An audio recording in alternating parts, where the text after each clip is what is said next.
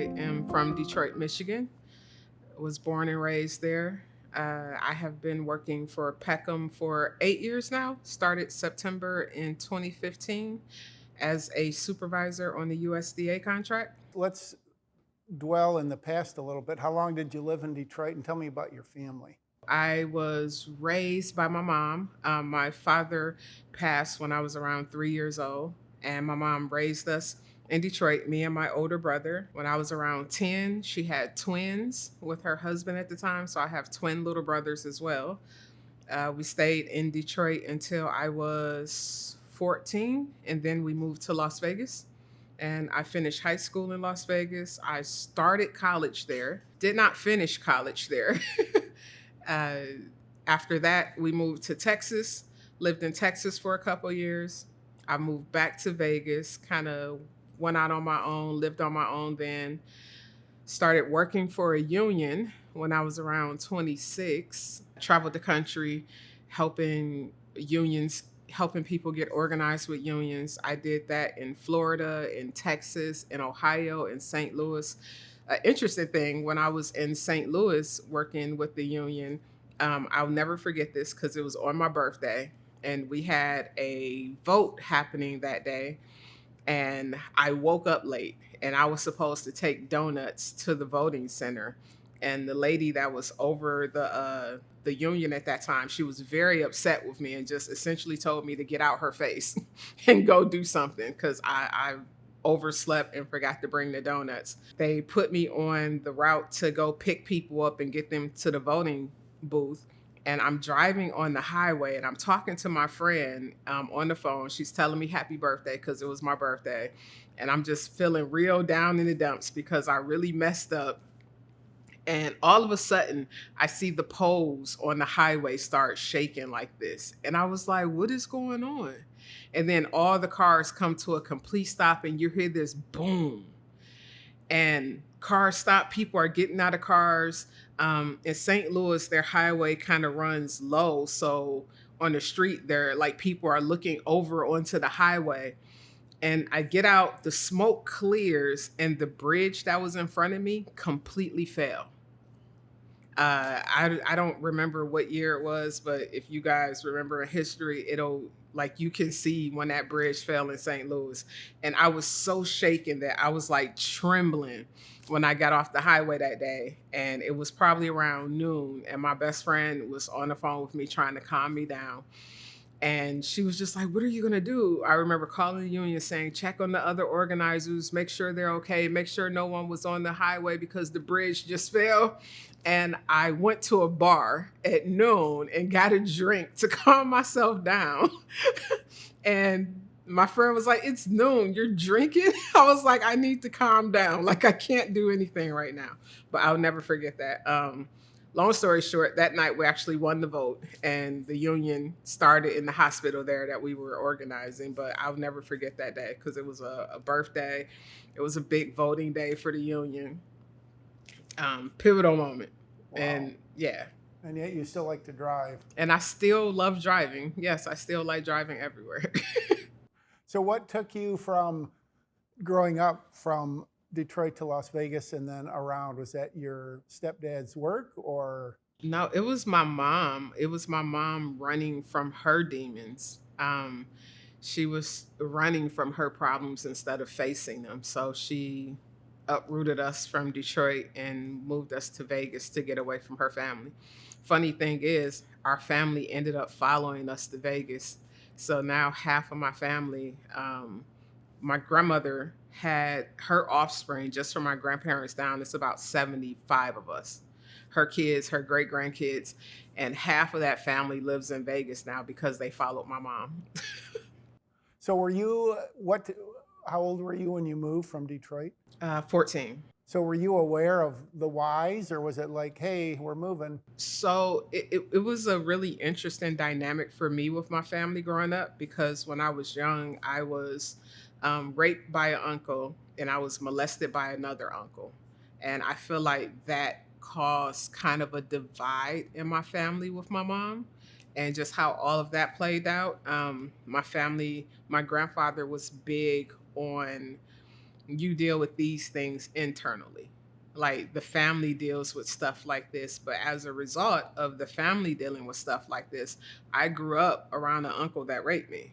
I grew up feeling like my issues and everything didn't really matter. The image of the family was more important than how I felt about issues. And I know this now, which caused this huge spiral of me suppressing my feelings and not dealing with my own stuff because as a kid, I wasn't able to. So my mom ended up moving to Vegas, I think, to escape the family and to try to get us away from that dynamic. Gotcha. So you were, not to dwell on the bad parts, but so you were 12, 13 at the time, When we moved, yeah. or when the No, I uncle was stuff. raped by my uncle when I was 4. I was raped by my uncle. I was 4. I was molested by another uncle when I was around 5 or 6, and I was actually raped by a boy down the block from me when I was around 8. So it was a lot of trauma in my childhood. The boy down the block went to jail. Like we pressed charges, we dealt with that, but the family dynamic, because my grandfather kind of protected all of that, we weren't able to really push that, not until later in life. Uh, I got justice for that later in life, but yeah. Mm. So is that, man? I mean, obviously, I can not relate on any level to that part, but are those memories that are just like blocked or vivid or a combination? Or I mean, can you use? Is I it? actually wrote a poem about, so when I was around 28, a younger cousin of mine, he came out and told his mom that the same uncle had raped him, that he dealt with the same thing from that uncle. And I remember my mom calling me. I was driving home for work. She called me to tell me that this all came out. And at the time, I did a lot of spoken word. I was on a stage every weekend, kind of expressing my feelings like that. And I remember pulling over on the side of the highway and I wrote a poem. Probably in about 10 minutes, I wrote this poem. um, and it really was just an outpour of my situation with that uncle. The very next day, I woke up and I called my aunt to find out who they were talking to press charges, and I got in contact with them and I said, I want to testify. Like, I know that you can't, like, I can't, like, it might be too long since this happened to me, but I want to tell my story just to show that something needs to happen with this. And I went to the DA's office and gave my story. And at the arraignment, when they were going to see if I can be a witness, when I walked into the courtroom, my uncle saw me and he leaned over to his lawyer, and I think he just pled guilty. And he ended up going to jail at that point. Wow. So was that poem percolating inside of you, or did it just come out? I think the poem just kind of came out because at that point, I that's how I was expressing myself. Like I didn't, I wasn't. I've always been kind of a background person. I don't necessarily like to be in the spotlight. I don't like attention on me. I did things when I was younger to draw attention away from me. Like I developed a eating disorder where I started eating and gaining weight to make myself unappealing and unattractive and not noticeable. So poetry at that point was kind of the only outlet I had. So like I had the on a napkin I wrote the poem. Like I had about 5 napkins and I wrote it out on the napkin. And when I got home I put it into my notebook, and then about 3 months later my family came to see me at one of my shows, and I'll never forget it. I read the poem. It was the first time I had ever recited it out loud, and it was a really emotional moment for me. And like halfway through the poem, I just had to stop because emotion choked up, and the entire audience was radio silent. Like you could hear a pin drop when I got choked up, and one lady was like, "It's okay, Coco. Um, take your time." And when I came back and finished the poem, it was still silent. Like people didn't know if they should clap or what. And when I got off the stage, all of the poets that were also performing just like engulfed me in the biggest group hug ever. And afterwards, people were coming up to me saying, like, oh my gosh, that was so like emotional. It was this big guy. He had to be like 6'5". He looked like a linebacker for like football. And he came up to me with emotion in his voice. He was like, that was so like so good. And I was just like in awe at people's reactions to it because I was just kind of getting it out. So yeah. Man. So you probably don't remember it. I actually do remember the poem. So is it something you would like to It recite? has colorful language. Is that okay? Yes. Okay. Let me paint a picture for y'all of something that's pleasure for some, but others, it just makes our skin crawl. It's not something that you would want to hear, but for some of us, it's a subject that's too near and dear. Now imagine the lights are dim and it's music in the background. It's the scene of seduction for one, but for the other, it's hell because there's no one else around.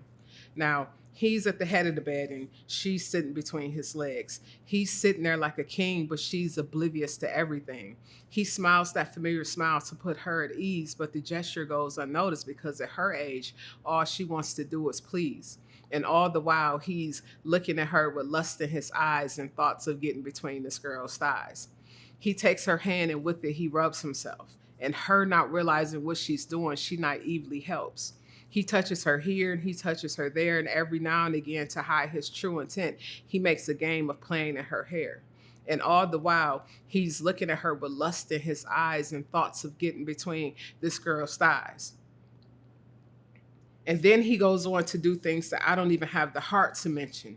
And her finally understanding that maybe this ain't right, but too helpless to put up a fight, lets him with no prevention. He tells her to do this and to do that, giving her instruction after instruction. Instruction on shit that's meant for grown folks, seduction, not caring that with his corruption, it's her innocence he's abducting. And then he goes on to do things that I don't have the heart to mention.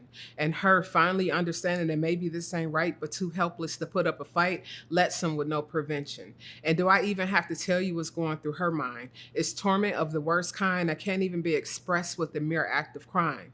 And all the while, he's looking at her with lust in his eyes and getting between this baby's thighs. He didn't stop to think that the lust in his eyes of getting between her thighs was going to jump off the demise of a relationship between her and any guy, whether it be now or later. He didn't stop to think that his instruction of a fucked up seduction was only leading to the ultimate destruction of that little girl's life. He didn't stop to think that his own greed of fulfilling his personal needs was such a licentious deed was killing her, not just mentally, not just emotionally, but killing her spiritually. Had he just stopped and thought, then maybe, just maybe, he could have saved that baby from himself. Because it's fucked up when you 5 and have to go through so much, especially being touched by crudeness like that. It's fucked up that because of the lust in a grown man's eyes, that little girl lost a prize that she didn't even realize was hers. It's fucked up that such a depraved act can never be taken back, and now she's forced to live with that. And though these words were just the picture I was trying to paint in your head, they had to be said because it's fucked up that subjects like this are a reality in the world which we dwell in, how that most kids are scared to tell of how they were personally touched by hell because it's their own shame they think they'll unveil. So silence still prevails. And it's fucked up that without debate, everybody in this room can relate. So subjects like this, we must no longer negate because it's time we set straight all these damn reprobates and make them wish they have masturbated instead of left little kids violated. But here's the kicker. And of all the things I said, please let this one thing stay in your heads. Of all the kids in this world that we dwell in, some form of this subject will touch 7 out of every 10. Now that's really fucked up, ain't it? Ooh, man. Not that you ever would, but if you put that on YouTube, It's on YouTube. Is it? Yes. How many views does it have? I don't know. I mean, it was on YouTube when YouTube wasn't as big of a thing, Yeah. and I'm not really a big person Okay. on YouTube like that, so probably Wow. not many. That is so powerful. And was that one of those things where you wrote it and it just came out and you didn't have to go back and revise it Yeah, much? I didn't revise that much at all. Wow. It came out like that. The revision I probably added to that poem was probably in the last 2 verses Uh-huh. to make it relatable to people that heard it. Right. But outside of that, everything just kind of came out. Man. So have either of your uncles ever heard that? I don't know. I don't know. I don't think so. Um, my uncle that raped me, he passed about 2 years ago, last year and a half ago. He passed away, which kind of triggered me a little bit, a lot of unresolved things. And I ended up going back to therapy to kind of deal with all of that, in a much better place now. Like, kind of grateful for the entire experience and just the growth that it's allowed me to have even in the past year. So, Wow. Holy smokes. So we'll get back to the narrative, even though we could talk about that for a long time. So Las Vegas, mhm. and you started college there, or you Uh, didn't, I or I started community college there. I did not finish. I didn't go back to school until um, I was around 30, and I went to Davenport. Like, so I did college when I was 18, ended up dropping out. I tried again with DeVry University, didn't work out. And then when I started going to school online, at Davenport online, taking some classes when I was working for the union. And when the union wanted me to stay in one place instead of travel, I opted to leave, and I moved to Saginaw with my best friend, and went to Davenport and started Davenport there. So I was in Saginaw for a couple of years, working for Flying J Truck Stop while I was in school full time. Um, that was interesting because I was working overnight in the truck top stop, so I saw all the interesting characters. uh, Once I got to the point at Davenport where I was studying biometric security.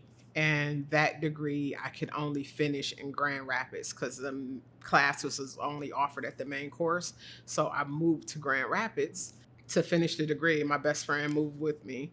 Um, about 6 months after moving, my best friend had a thing to where a tumor on her got infected, and she ended up having a bunch of surgeries.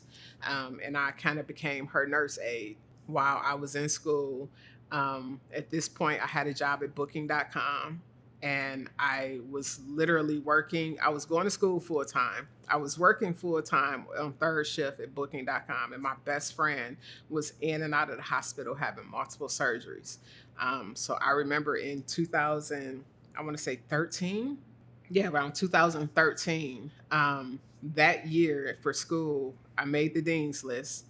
I organized the showing of vagina monologues at Davenport, which was a huge deal because it was a lot of resistance to just having the title plastered up around the school. And organized that. I was essentially living at the hospital half time because she was there, and like probably one of them, and I got a promotion at work. So like all the busyness really kind of pushed me forward to do a lot. We ended up raising about $5,000 for women that's been abused and that's got pulled into sex trafficking. So I was extremely proud of that. Like that entire year was an extremely proud moment for me. And then the next year, my grandmother passed away, and it was kind of like the demise of everything. I lost my job at booking.com. Um, I kind of went into this crazy depression for about 3 months. I finished school. I actually graduated. That's the one thing I did do. I graduated a few months before my grandmother passed. One of the proudest moments in my life, actually graduating college, like completing something. And then I started working for Family Christian bookstores, in their IT department doing help desk services for them. From there, I heard about Peckham and how they're hiring because they're about to start this whole new contract. And one of the people that worked with me at Family Christian Bookstores, he got a job at Peckham and he was trying to get us there. But I applied a little too late. So they went through a hiring freeze. And the operations manager at the time, she said, well, I want to hire you, but we're in a hiring freeze right now. So I can't hire you yet. So just hold on and I'll be in touch and I'll get you hired. And I was like, okay, that's fine. Like, I have a job. I'm not in a rush. It's not a big deal. She called me around August, and said, "Hey, can you come in for your interview now? Like, we're ready to hire." And I got hired on the spot for a supervisor position of their tier 1.5 desk. Um, did some negotiations with my salary, and I made it in and started working at Peckham September 2015 as a supervisor on the USDA contract. So, Huh. So you were in Grand Rapids for how many years, and then what brought you or took you or drove you to Atlanta? so I was in Grand Rapids for well, I was at Peckham for about 3 years, and I actually asked for a raise. And I was told that because our contract was in a weird place, that that couldn't happen yet. Like, we would have to wait on the contract renewal. So I said, okay, if I can't have a raise, can I work remote? And I guess it was an odd request because it was like, well, let us get back to you and let you know. This was prior to COVID, prior to 2020. And they said, yeah, like, you don't have anybody reporting to you. Your customer base that you deal with is primarily in another state. So, yeah, you can work remote. They let me work remote, and I immediately moved. So they couldn't change their mind. Immediately moved, went back to Saginaw for a little while with my best friend to help her a little bit. And then I ended up moving to Alabama for love. That didn't work out, and I ended up in Atlanta, where I am Where now, in Alabama? Birmingham. So you were working for Peckham the whole time, Yes, I was obviously. working for Beckham the entire time doing all of this. So what was the Birmingham to Atlanta? Did you just I was in Birmingham for a year. and you just liked Atlanta? Yeah, I've always wanted to live in Atlanta. I don't know why. It's just always been on my list of places that I thought would be really cool to live in or live at. So I said, why not? It's literally a closer move in a truck to go to Atlanta, a couple hours away. So I made that move instead of driving back to Michigan. Got it. And do you live in Atlanta proper? Because I know there's a million suburbs and No, I'm in the suburbs. I live south of Atlanta in a city called McDonough. It's about 30 minutes south of Atlanta. okay. Yeah, for about 5 years, my family and I lived in Leesburg, Georgia, which is down just north of Albany, south of Columbus. I worked at a lumber mill. So we got up to Atlanta for a few Braves games, and is the traffic is just insane, isn't It's it? the one thing I strongly despise about Atlanta is the traffic. And it's very congested. I feel like everyone is moving there. So you can, like, in McDonough, you can tell that it was a smaller town. Like, all of the roads are kind of like one lane roads, but now it's growing so much that a drive that would normally take you about 10 minutes takes you about 30 minutes depending on what time of day you're leaving. So, yeah, it's kind of congested there right now. So I like it. I don't know if I'll settle there though. I might move again. You never know. So do you go to Atlanta proper, like downtown, to do stuff, or you not really? Sometimes, like for bigger events, yes, but for the most part, I stay in my area. Like, everything is around me. My gym, my therapist, everything is within a close range because I really dislike the traffic in Atlanta. It's no fun. Let's move to a couple questions because this originally started out as sort of, I mean, it was part of like the inclusion, which I know has now changed its name, whatever the team is. So, given this incredible background you've had, for better or for worse, and as you said, it made you stronger, which is always interesting to hear, whether it's a disability or some horrendous thing that's happened. How many people say, and I'm not going to say you would say this, but they would say, I wouldn't change it. I wouldn't. Isn't I that wouldn't change amazing? a thing about my history. It's it's funny because it took me a long time to even come to that realization that I don't want to change anything about my life because I love who I am now. Like, I absolutely love myself now in a way that I've never have before. So, and I know that without experiencing all of that pain, um, that I experienced before, I couldn't. There's no way I could come to the point I'm at now. Gosh, I, I've got a theory. It's not really theory because I'm sure everyone believes it, but whatever you experience growing up, you consider normal. Would you subscribe to that, or what kind of twist would you put on that? I don't know another way. So like it's that's my norm. Like it's taken me a long time, and it's funny because even in therapy it's so interesting. I thought that I would hold a lot of resentment towards my uncle when in actuality I didn't. The resentment that I held was towards my mom. And it took me actually having a conversation with her to say, "Mom, like I don't know you outside of your mom role. Like I don't know Dorothy.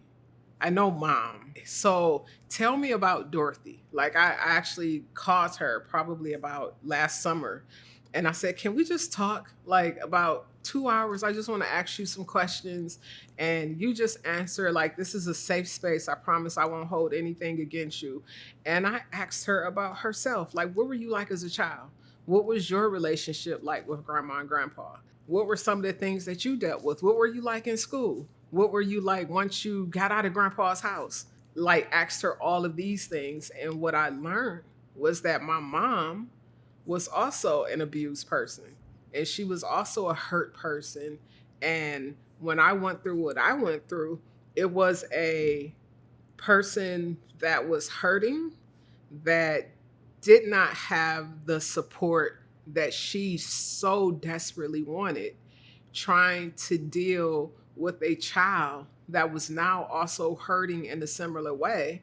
And she didn't know how to deal with it with herself, so she didn't know how to help that child deal with it. I never had that perspective before.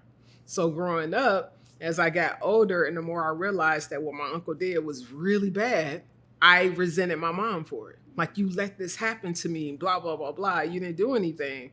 But now, 45-year-old Kawanna is like, she was a hurt person that didn't know how to deal with it herself. Like, I can empathize with her so much more now and give her the benefit of the doubt, consider things in a way I never have before.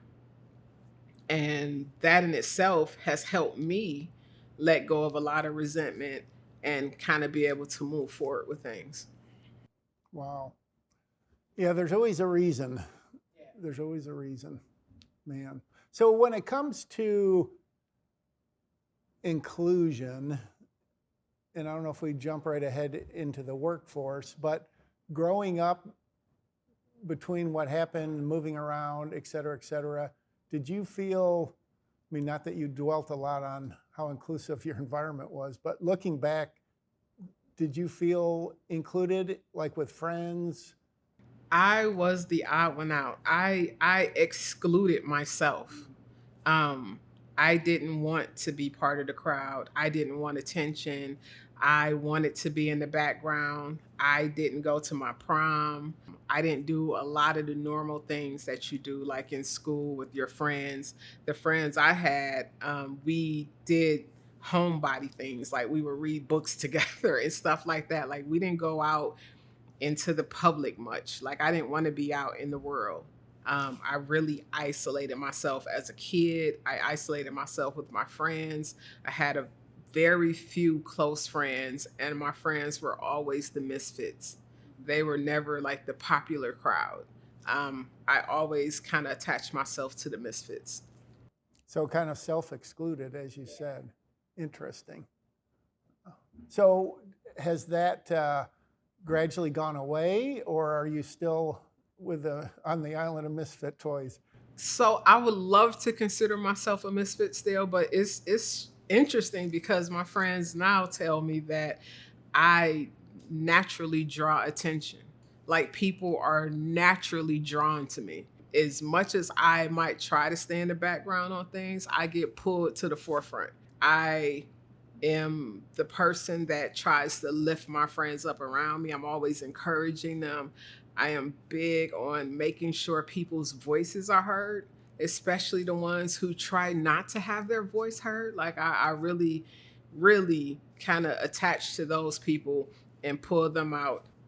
So everything I do ever since I started doing poetry on stages has kind of pulled me out of the background unconsciously. Like, I didn't consciously say, okay, I'm gonna step into the spotlight, but it just seems like the spotlight found me. Interesting, man. So do you think, uh, when you were 4, 5, 6, 7, 8 years old, you reasonably couldn't take responsibility for what happened to you. As you matured and got older and started to take that responsibility, and where I guess this is leading is in terms of inclusion or exclusion, do you think people consider themselves victims when they could take responsibility and could be more proactive? What's been your, I mean, did you ever, obviously you were a quote victim. At some point, did you stop becoming a victim? It sounds like it, obviously. Uh, I feel like I actually I was a victim. Yes, I don't know that I've ever had the perspective that I was a victim though. Like I felt I blamed myself for it for a long time because my family didn't react in my mind how families should have reacted when things like this happened to someone young. I internalized that and said, well, maybe I did something wrong. So I blamed myself. So I feel like maybe the isolation, all of that was part of that blame. Even when I got older and realized you weren't at fault, you were a victim in this situation, I still didn't take on that role of victim. Like, don't ever feel sorry for me. Like, what happened was a horrible thing. And I'll do everything in my power to make sure that it doesn't happen to someone else. Or if it does happen to someone else, like my cousin, for example, I want to make sure that they realize they are super important and someone cares. This matters to someone, which is why I came forward and I spoke up and I made sure that my uncle went to jail. Because my whole thing was, if somebody had did that for me when I was young, 25 years ago, it would never happen to my cousin. I don't feel like I ever taken on the role of victim. Um, I took on the role of, yes, I was a victim, but I didn't do the whole woe is me thing. I did the this happened to me. Let's help it not happen to someone else. So I took on the advocate role at that point. And I feel like that's where I'm at now. Like if I can, and this is so interesting. I can look at little kids and I can see when they're being abused. I can see it in their walk. I can see it in their stance. I can see it in their demeanor. Like it's like my spidey senses go off, and I just want to hug these kids that I see this in. But you can, unless you know the people personally, you can't really go to someone and say, talk to your kid like something happened to them. Like if I'm ever in a position to where I can help someone, I absolutely don't bite my tongue. I'll speak up. I'll be the bad person if I have to be, the quote unquote bad person in that situation if I have to be to help that kid. Man, it's probably impossible to say what the, not that we could get to the root cause of like what was going through your uncle's minds or what was going through any guy's minds. But I mean, is there a solution to this? Is there a way to stop it, to lessen it, to I think so even with my uncle, it was a cycle because he was touched when he was younger. I found that out later in life. So in my family, it's a cycle, and it's a cycle of kids being touched and nobody doing anything. So I was determined to stop that cycle. The moment I found out that it was continuing, I said something. Like I brought it to the forefront. I am not afraid to have these difficult conversations with my family and say, you guys were wrong in how you handled that. Like that should never be the case. Our primary objective in this family should be to protect that next generation, to protect the kids. So I think the way to stop this from happening is to speak about it. Is to not make it such a secret, not to let these dirty secrets live on in families because that's how they grow is when you don't speak on them, and that's how that cycle continues. yeah. Yeah, there's, I guess you don't think about it in that terms, but it's more like gun violence or whatever, the if you see something, say something. Do you think that doesn't extend to this sort of thing because it's even more touchy and taboo? It's a touchy subject. That's the name of the poem that I wrote. It's such a touchy subject. And I think Sometimes people are more concerned with the appearance and the embarrassment and the shame, and they internalize those feelings and let those feelings grow and take priority over helping the kid and making sure the kid feels heard. So, because they don't want the shame to grow, they don't want people to see that this thing happened in their family, they try to hide it. And that doesn't help at all. Like I don't know, they make it a blotch against the family as opposed to this one person that has an issue that needs help dealing with whatever is making them do this to kids. Like, get that person help. Like, have that person be accountable to what they're doing and stop this cycle. But no one wants to do that. Like, that's the hard thing to do because it draws negative attention. So I guess as unrosy as it sounds, you don't see it evolving or getting better or worse? Is it just, I mean, is it just a thing that's always going to We be have to around? make it not taboo. We have to make talking about difficult things not such a taboo thing. It's just one of those things. It's a difficult conversation. And until you start having those conversations, it's going to continue to be difficult.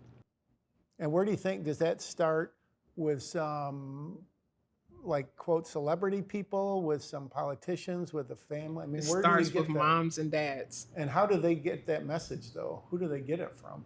Is it Uh, like a church thing, it maybe? could be a church thing. I mean, it's a community thing. It's a cultural thing. It's a social thing. Like, the more people start doing it, the more okay it becomes. Like, and I will say, I feel like this generation is so much more vocal about speaking about feelings and everything else, that I don't think it will be hard to take on now. This generation is all about breaking those generational curses. So as long as we normalize that being okay, I think eventually it will, like, kind of catch on and not be so such a dirty little secret, so to speak. But and it's also hard. Like, social media makes it hard right now to keep things like that a secret anyway. Like, we're much more in the limelight with stuff. Like, something can happen in California and the very next day New York knows about it, or the very next minute New York knows about it. Whereas back when I was a kid, this happened in my family and we didn't have social media. You have phones, and other family members didn't know about it for months, for years. Some of them just found out about it when when it happened to my little cousin. So it was so much easier to keep things like that a secret. Do you see, I don't know, researched or taken interest, but when you talk about culture, does that extend to black, white, Hispanic, It Asian, happens. whatever? I feel like it's a um I feel like I don't I know in the black community these generational curses happen a lot in a lot of different things because we have so many other things involved in our history. Like, we don't speak on feelings often because, like, I was when I grew up, I was told, like, stop crying. Like, you I've heard my grandfather say, I give you something to cry about, like, stop crying. Like, it was a really bad thing to show emotion like that. But it was in the slave days, it was a bad thing to show any other emotion other than, like, being docile. Like, they had to really suppress those feelings and emotions. So that kind of propelled forward, like, generation after generation, because our great grandparents had to suppress their emotions. They taught their kids to suppress theirs. Who taught their kids to suppress theirs? Who My mom taught me to suppress mine. Like, stop crying. Don't show them, like, never let them see you sweat. Like, that's a weakness. But it's getting to the point now to where I'm in therapy and I'm learning showing my emotions is not a weakness. Like, you can free yourself of so many other things just by sharing emotions. So in that regard, yes, some of it is cultural, because of our cultural situations that we had to deal with for various reasons. You have some people in the Asian community that's the same way. Like, they have to be, like, a lot of people in the Asian community are really meek and quiet, and they don't draw attention to themselves for similar reasons. So in some regards, yes, it's cultural, but in other regards, it's just a human nature type thing. When you think about Peckham and inclusion, how does, if it does differ, how does Peckham differ from other places you've worked in terms of sort of the whole gambit? And I love that about Peckham. That's one of the things. That's one of the reasons why I'm still at Peckham. uh, like I've worked for the USDA contract since I've been here, and I feel like at some point within our contract there was this great exodus of management in the USDA contract, and I've had my opportunity to go elsewhere, but I actually love Peckham. I love the mission. That aspect of it was more important to me than some of the other things that were happening and reasons why other management left, like the mission itself and the diversity, the inclusion, the embracing differences in people is a beautiful thing. And I love that about Peckham. I love that they encourage the home work balance. That if I say I'm having a bad day and I need a day off, I can call my boss and say, I can't do this today. Like, I'm overwhelmed. And he'll say, stay home. Like, don't come in. We'll survive. We'll deal with it. It's not many other jobs that will do that, that will even understand that. So I appreciate that about Peckham. I appreciate the fact that I can pour into my team members, or I can encourage them to do things and to kind of think outside the box, to think beyond their disability or their situation, and to just grow internally. So in that regard, that's what makes Peckham different from other companies. I've worked at some of the big ones too. I worked for T-Mobile, I worked for Microsoft, I worked for Booking.com. Booking.com, I'm not trying to talk negative about them, but just the difference in how companies look. I got fired from Booking.com a week after my grandmother passed because I came in late. I was 1 minute late. And they told me, well, your tardies had piled up. And I'm like, I understand that, but you understand I literally just lost the most important person in my life, and you're firing me. And I wrote the CEO, like I was so upset about the situation and them not understanding. I wrote the CEO and everybody else, and the response I got was, well, you had a history of attendance issues, and they used that point system, and I had 5 points, and that was, they drew the line. And I was like, okay, like it wasn't meant for me to work there. That's how I took it. So Peckham, I can't fathom a single person at Peckham being okay with letting somebody go while they're grieving. Is it the nature of the work we do?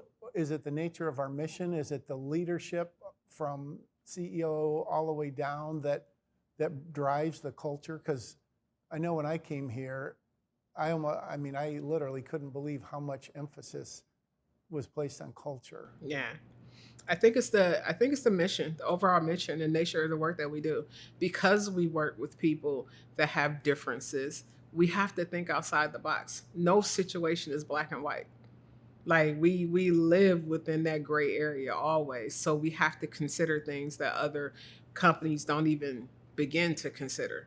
Like one person's situation is completely different from another person's, and we have to take it every situation as they come and make choices based on that situation solely. So it's kind of hard to have a standard process for something. Our standard process is understanding, is just thinking outside the box and being in that gray area. That's our standard process. Like it's hard to have a black or white process for something like that.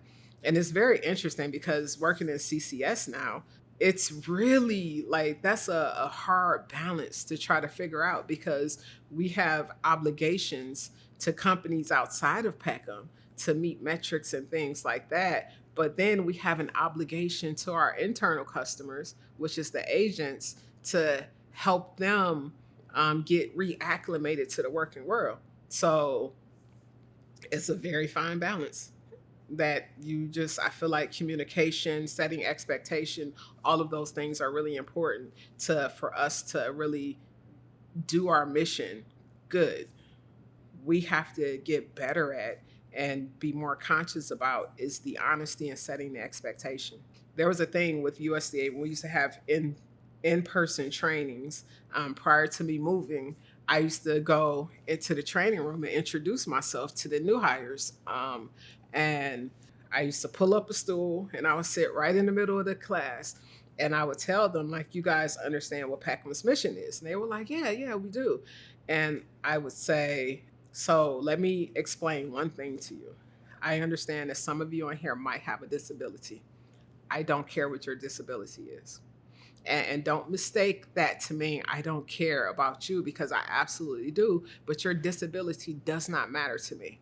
What you need to understand about Packham's mission is that we are giving you the leeway to work with your disability. So if I tell you that I need you to take this many calls, and you know that you have ADHD, for example, stuff that draws your attention away from doing work, then I expect you to come to me and say, hey, I need an accommodation, or I need a solution that would, like, don't sit me in the middle of a road because I easily get distracted. Like, sit me on the end so that I don't get distracted much.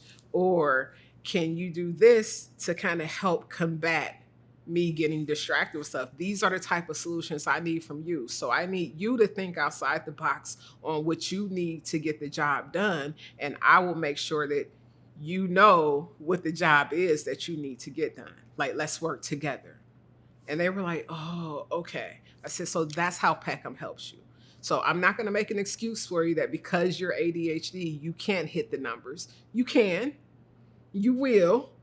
We just got to think outside the box on on what that looks like for you.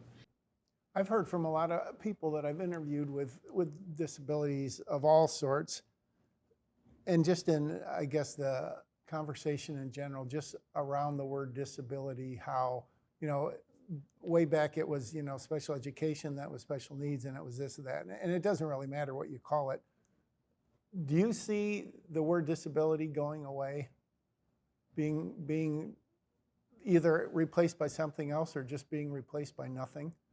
It would be a beautiful thing if that was the case. But I mean, like all labels, if that's the case, there will be no black, there will be no white, there will be no African American. We will all be human. So there's always going to be a label. The label really doesn't matter. It's what you do with it and how you kind of see yourself.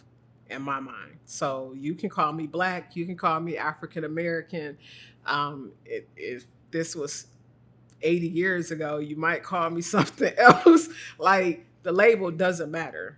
It's what you It's how you see yourself and what you do with it. So I can choose to be offended by what you call me, or I can choose to continue to live my life and do what I do, regardless of what label you put on me. One question I realized was in, typically when I give people like a packet of things, the very first thing, and I'll ask you this, and you can just answer it here because that's what I usually put on the beginning of the video, is how do you define yourself? If someone asked, who is Kawanna? So, interesting enough, I actually had this assignment in therapy. And what I came out with is I am a woman that has dealt with much tribulation in life, but yet and still I progress forward. So I am a woman that overcomes trials and continue progressing. So that's how I see myself. I don't let my past stop me from doing anything. If anything, it propels me forward. It motivates me. It inspires me. It encourages me to keep walking. Awesome. Trying to think how much of those other things to touch on in terms of how about, you mentioned diversity sort of in passing. What are your views on diversity? Because on the one hand, you've got like literally quota systems where it's like, oh, we got 100 people, so this many have to be this color, they got to be this religion, they got to be blah, blah, blah, blah, blah. versus we need a diversity of skills and thoughts and opinions. Where do you come down on that? I am of the mind, a menagerie of it all. Like I feel like the diversity of culture gives you different skill sets. It gives you different perspectives, and it's not just the culture of black and white, but you have the culture of someone that grew up in poverty versus someone that didn't grow up in poverty. All of these are different perspectives that can help you with in different situations. So that diversity, then you have the diversity of the skill set, someone that has the college education, someone that was taught specific skills, and then you have someone that didn't have the college education, but they have the street smarts. In some situations, I prefer the person that has the street smarts over the person that has the book smarts. That's diversity to me. You got to look at the entire range of it, not just skin color. And so this is probably a little bit of a stretch, but if that, what you just described, happened to result in a company that had 100% Asian leadership or 100% black leadership or 100% Hispanic or whatever, and people are like, well, you guys aren't diverse. Look at you. What would you, how would I you would agree address with that? them. I would absolutely agree with them. Like it's a beautiful so in some regards, being a person of color and not seeing too many like Fortune 500 companies with black leaders and black owners and all of that, it's a beautiful thing to see people kind of prevail and get past some of those obstacles, but you're overcorrecting the turn. Like it's too much of a turn. It's a Michigan U-turn. Like it's doing too much. So it's still not balancing it out. It's still not diversity. It's just another aspect of what's the opposite word of diversity? Yeah, mono, whatever. Yeah, it's just another aspect of it. So even that is not a diverse situation. Sure, it shouldn't be all one culture, all one um, anything. Like you need that range. So how do you solve for that? Because I always use the example of a basketball team that needs 5 specific skills on the court, and obviously the last thing they care about is what color they are or whatever. So how do you solve for that in our sort of business or in any sort of business? Sometimes you have to be intentional about it. You have to be, unfortunately, because that's the world that we live in. So maybe you have to look for someone with a different skill set, but also that's of a different culture. Like I can't if I have a all black board, I need someone that's not black on my board. Like I can't hire the black person, unfortunately. And do you think that ever do you see that evolving or going away? You hear about a colorblind society or whatever, but I don't think there's a such thing as a colorblind society. We might want it, we might all yearn for it, but it's always going to be a thing until like, and I feel like that unfortunately that's the thing that's like kind of needs to trickle down from the top. So until that's the mentality from the top down with the systemic things with the bank loans, all of that stuff, until it trickles down and doesn't impact all of those things, it's always going to matter. here's maybe I don't know if I'll include this or not, but when you think of interracial marriage, in which is obviously becoming more and more prevalent, some people are like, well, when we're all the same and we can't tell, we're all mutts basically, and we don't know where we came from, that's going to be better. And then the flip side of that is, well, we want the culture of my grandparents, my great grandparents, whatever it is. Have you thought much about that? The melting pot versus keeping strong identities? So growing up, my grandfather told my mom told me that my grandfather told her, if you ever want to hurt me, marry somebody that's not black. Like that's how she grew up. As a result, I kind of grew up with that thought in the back of my mind. She never told me that, but that thought was in the back of my mind to the point of as a kid, or as a young adult, being curious about love outside the bounds of normality, I never even considered it. But now at 45, I have the attitude that love wins, whether, regardless of gender, regardless of race, regardless of any other label that you want to put on it. It's all about love in the end. So do you think it's necessarily better or worse that we become, I mean, if we become a big melting pot where it's literally one day people go, I don't know if I'm black or white or Asian or Hispanic or whatever. I think that would be better. I mean, it'll take some of the label off of things where the label doesn't even matter. So I personally find labels restrictive because then you have to abide by the stereotypes of that label. Do you think that extends to politics? Yes, yes, absolutely. That's why if you have a Republican that feels like you should help people or pay for something for people, then they're like, you're not Republican, you're something else. Like, again, it's the stereotypes and the restrictions of that actual label. It takes away the choice for you to do things that you might want to do because you have to abide by this label that you live within. Yeah, given that, it's just completely, I don't know if it's crazy or amazing that after 200 and almost 50 years, there's basically two political parties and there's 300 million different points of view. And yet it's been proven that if you get a government with 10 different parties, it just doesn't work. It's super interesting. Yeah. I mean, it's just like religion, like how religion started with one and then it kind of broke off into about 45,000 different religions now.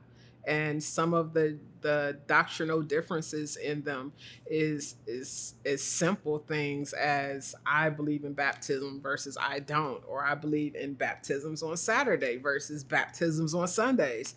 And because of that belief, they broke off and formed their own entire religion just because of those minor differences in doctrine. So yeah. Any closing remarks? Closing remarks. At this point, I feel like what I've learned for myself is you can't live life trying to make everyone else happy if you're not thinking about what you need first and foremost. Like when you focus on self and making sure that you have what you need, it's going to make it so much easier for you to be a good employee, to be a good sister, to be a good mom, to be a good boss. So as long as you're taking care of home first, everything else will grow exponentially. Yeah, it's the whole being selfless versus selfish. I've talked to a lot of people who've like gone through addiction recovery, and they said they couldn't do it until they did it for themselves, Yeah, not for their absolutely. family, not for anyone Yeah. else. All right, thank you. Thank That was you, Jay. awesome. This has been fun.